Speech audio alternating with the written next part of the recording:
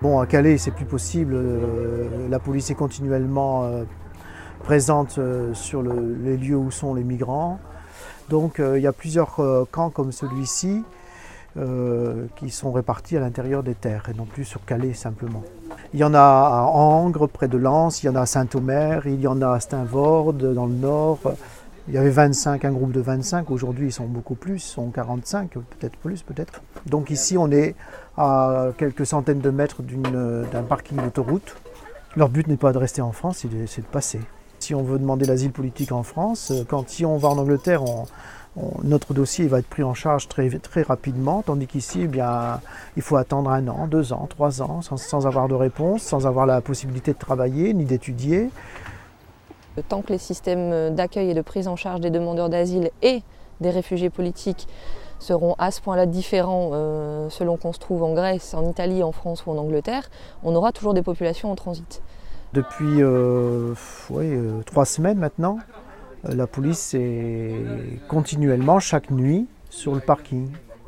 Donc il n'y a plus possibilité d'entrer dans les camions. Donc ils sont là bloqués, ils attendent. Ici, ils ont une place pour se poser. On est sur un terrain communal. C'est assez simple, mais ça permet au moins d'être abrité et puis de pouvoir s'organiser pour la cuisine, etc. Enfin bon, les migrants s'organisent entre eux, hein. Même s'il y a des bénévoles et l'association Terre d'Errance qui est présente ici pour être auprès d'eux, quoi. C'est-à-dire que nous, on habite ici et on ne fait que constater que les gens arrivent de partout.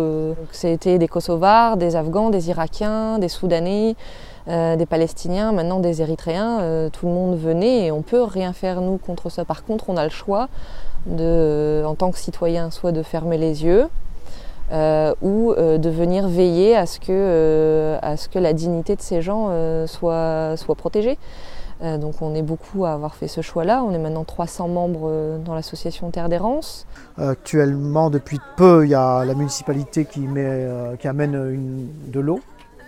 L'association les aide aussi avec quelques repas qui sont amenés par des bénévoles, avec ce qui nous est donné. Et quand ils ont besoin de vêtements, besoin de se changer, ils le demandent et puis bon, ils voient.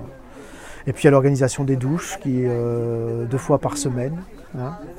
Dans des municipalités voisines qui ont prêté leur terrain de foot, les vestiaires, pour pouvoir organiser la douche, quoi. Donc notre présence maintient un apaisement.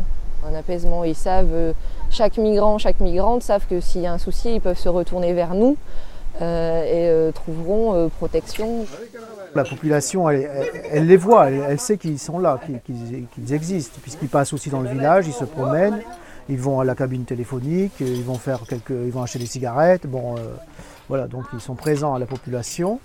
Je dirais, il n'y a pas de rejet et de haine, c'est plutôt, ça se vit bien. On a eu très vite une rencontre où on a invité largement, et donc il y a eu plus de 200 personnes qui sont venues un soir pour s'informer sur cette question des migrants. On fait croire que c'est de l'immigration clandestine, mais non, c'est des chercheurs de refuge. Bon, pour la plupart, ils ont envie de construire quelque chose de solide avec ce qu'ils ont. La plupart ont envie de faire des études, hein, qu'ils n'ont pas la possibilité de faire dans leur pays. C'est quand même pas, on ne va pas leur jeter la pierre de vouloir étudier, apprendre, réussir dans la vie, etc. Là où ils ne peuvent pas le faire chez eux parce qu'ils n'ont pas la liberté de le faire.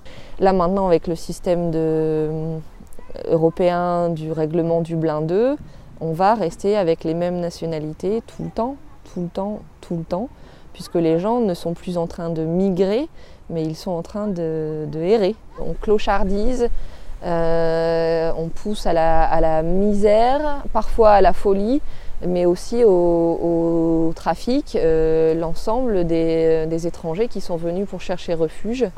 C'est trop dur et l'hiver va arriver, ça va l'être encore plus, donc on est plutôt inquiet.